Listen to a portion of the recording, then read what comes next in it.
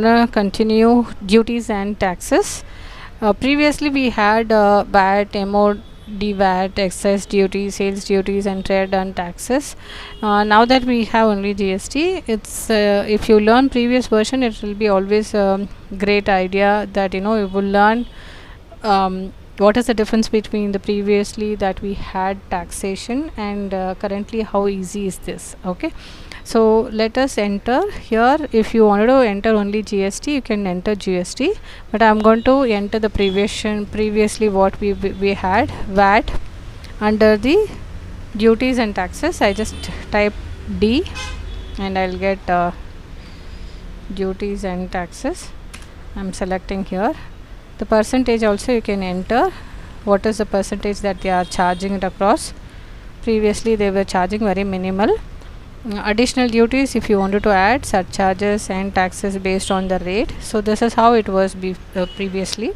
So on total sale I'll select, and opening balance I just keep some amount. Next is MOD VAT.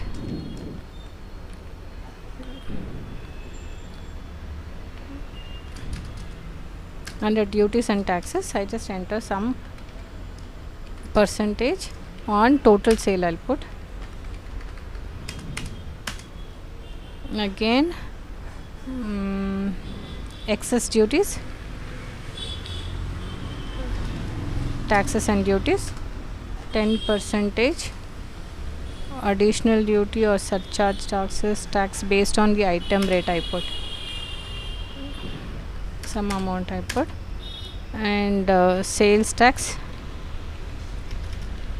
under duties and taxes. Okay, and next is trade tax. So this is how they used to segregate previously. Now that we have only GST, I'll put that as well. GST, duties and tax. Now I just put, now that it is 50% up to 35% it has come, and takes based on the rate. Okay, that's all. We'll continue next class about provisions. Thank you.